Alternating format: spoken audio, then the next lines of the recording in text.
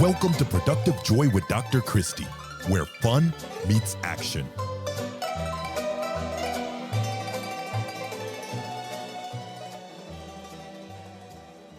Hi, friends. Welcome to Productive Joy. This week, I had such the honor to talk to Sydney Hughes. Sydney and I met at a mastermind CEO event where I was talking to them about how to make work fun. And after that event, she reached out to me and had me come into her space with her leadership team and do some leadership training, right? So let me back up. She has a company called Senior Proof. It helps you senior proof your home, meaning if you are caring for a loved one and you don't have ramps, don't have the ability for them to get in and out of the bathtub, all that kind of stuff, they create that for you. And they're partnering with Lowe's to do it, which is really cool because this literally was her brainchild after her father fell and she needed to help. So her background in construction has led to this really cool marriage between medical and construction. Just very, very cool. She used her talents to do great things.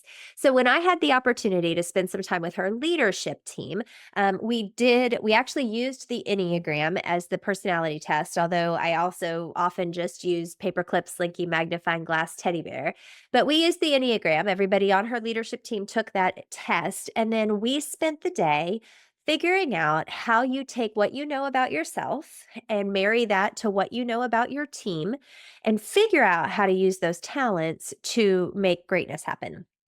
It was a very cool day where we literally went through the AIM process. So we started with analyze your current systems. What are you currently are what's on your to-do list versus somebody else's? Are you in the right seat on the bus? Are you being asked to do the right things?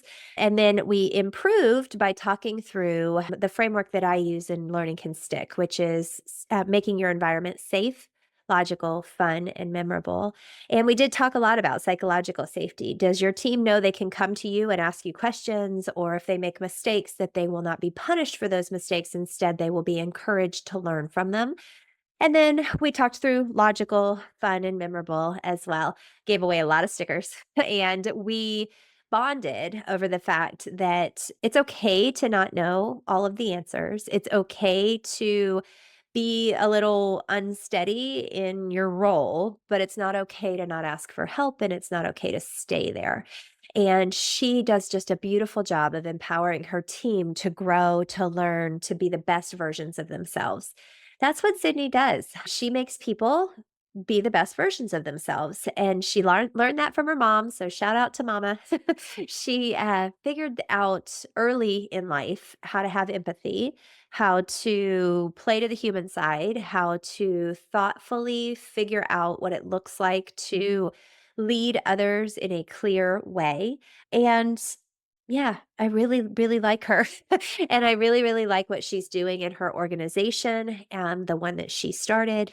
And she's also constantly growing. So after we stopped the podcast, we continued to talk about the fact that, you know what, you don't arrive, right? Like you don't ever just arrive and okay, now I've learned and I've grown and I've done the things and I don't have to keep getting better.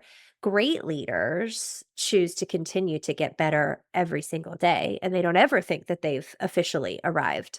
That's what Sydney does. She makes sure that she's continuing to grow and that she's not allowing herself to stay stuck. You all are leaders, every one of you, whether you're leading your family or you're leading a Fortune 500 company. And as leaders, you need to recognize that it is okay to say you don't know. It is actually important that you say you don't know. It's also important that you recognize that you don't have to know how to do all the things. You have to know people who know how to do all the things. You have to find those who shine differently than you and surround yourself with them so that you create a team who brings all of their assets to the table. That's pretty cool. The other thing she said that, oh my gosh, am I stealing? Is she said, I tell my team all the time that I'm not everyone's cup of tea because I'm champagne.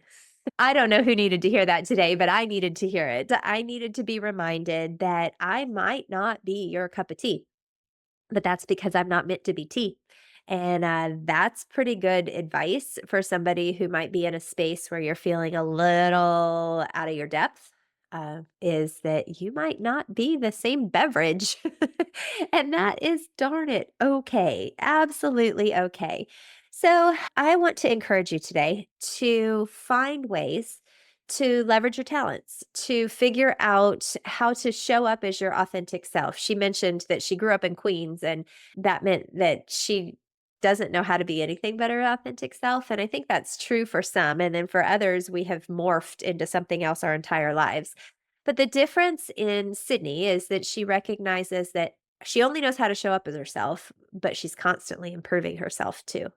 So, I want you to improve yourself. I want you to continue to get better. I want you to celebrate where you are and then recognize that there might be another level. I've talked about it before, but there's a book called The Gap and the Gain. And many of us that are overachievers tend to live in the gap instead of the gain. And all that means is that you're constantly looking for the next thing. You're constantly saying, but I haven't done this yet. I haven't done that yet. And so you're not celebrating the gains that you've made in this space. So I am a great example of this. I'm terrible at it.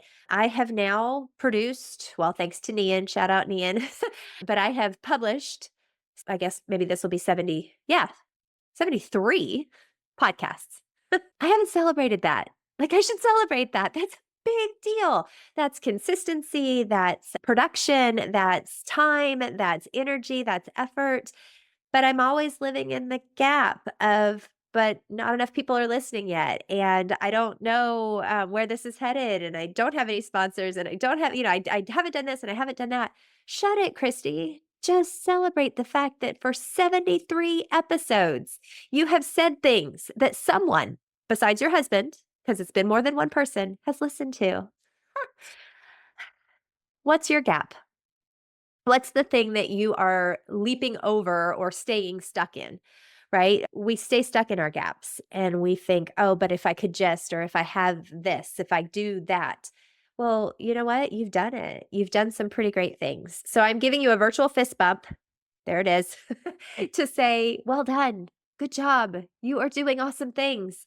Don't underestimate the power of a pat on the back. Tell your people that they're doing a good job. Tell yourself in the mirror, hey, you're doing a darn good job because we need to hear it.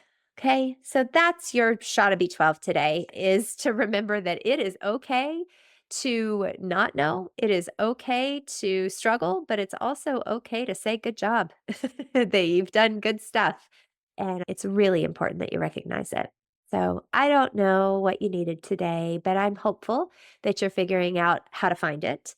And as always, you can reach out to me lots of different ways, but the biggest one just being search productive joy on any social, and you will find both me and a little bit more B12. Um, Friends, I want you to figure out a way today to turn fun into action.